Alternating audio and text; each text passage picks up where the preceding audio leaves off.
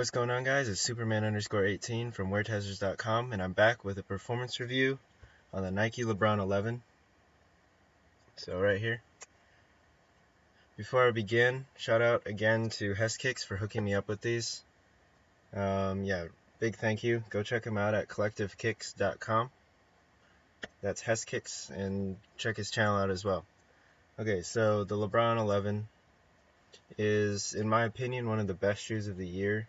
It's almost the perfect basketball shoe, at least in my opinion, but you know, there are some things that they could improve on and that I found to be not so perfect. So starting off with the traction, honeycomb pattern, as you already know. I felt that this was good up until the point when I tried to make a crossover from right to left, and it was a hard crossover. So I was trying to cross over really hard, and I just slipped really bad off the toe here and off the front end, off the forefoot, and I almost landed on my face, and I was gonna beat my guy too. But so yeah, traction was just okay. There's a couple things. It's number one is the shoe is very, very stiff. Even after breaking it in for a while, it's still very, very stiff. So that's one reason why it's just, you know, very it slips a lot. And then even the rubber they used is pretty hard. It's not that pliable. I mean, it is to a point, but it's a little bit on the hard side, at least for me. So that might be the reason why the traction isn't as good as I would want it to be. Moving on to the cushion. The cushion is a Lunarlon and full-length Zoom Air insert.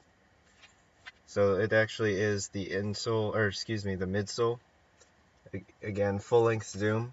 This is, in my opinion, the best cushion setup that I've ever used. It's so comfortable, and once it's broken in, it gives you that perfect combination of cushion and court feel. So it's low enough to the ground where guards like me can still you can still feel the floor, but it gives you that cushion, especially in the heel where it's very thick, to where my knees weren't hurting at the end of a game or anything. So this is awesome. Perfect cushion. My favorite cushion of all time so far. Moving on to the materials, what you have is a fuse, couple layers of fuse, and then the Armorposite or Foamposite overlay. Keeps everything nice and locked in, and it's just awesome. Also the flywire for support, so everything else will be covered later. The only downside to having materials like this is it cuts down on the breathability, but other than that, it's just, you know, awesome use of materials. The fit is snug, and especially in the forefoot, so wide footers might want to go a half size up, but yeah, it's very snug, and it keeps everything locked in, contained, and you're not going to be moving around in there. One problem that I did have was in the heel, and I've had it a couple times. This is, I think, the second time, but the first time it happened in the Jordan 2011, it's the problem with this lip here. The back lip of an insert actually digs into my heel just a little bit. It's not that bad once it's broken in, but yeah, it still continues to rub my heel, just this lip here, when it's inside the shoe. And it's not anything to where I got blisters, so it's not that bad, but that's something to note.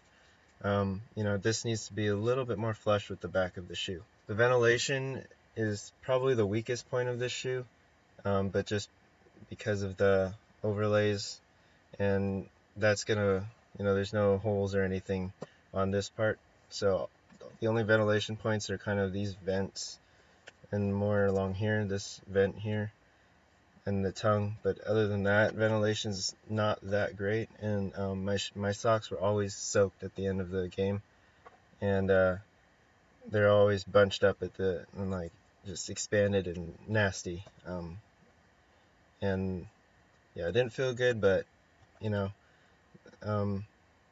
it's hard to fix it when you have materials like this. support is absolutely perfect. It's almost overkill because you have fuse, but then you have a foam posit overlay again, and then so by itself it would be very supportive, but then you have dynamic flywire on both sides that's just locking your foot in perfectly, and then the TP shank, it just adds, it's like adding on and adding on, so it's almost overkill. But it's built for LeBron, of course, but yeah, of course he didn't wear it too much, so, but it didn't have to do with anything with the lack of support.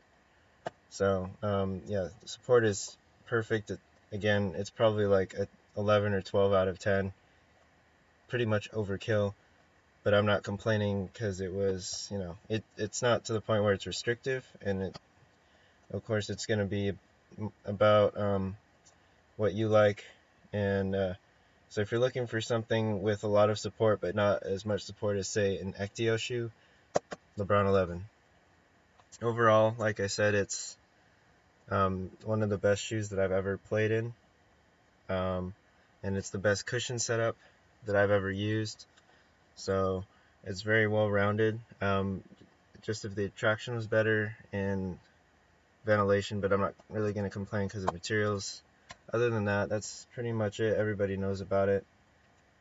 Everybody knows about this already, and now we have the LeBron 12s out, or, well, pictures out. So go to weartesters.com, check out all the pictures, and yeah, just give us your thoughts about that, because can they improve on this? Because this was such a great shoe. Can they improve on the LeBron 11 with the LeBron 12 from what you see so far? Of course, I don't want to make an assumption. I want to just see the 12 for myself. I like that new red colorway. That's kind of my colorway. This one, if you were wondering, is the Dunkman.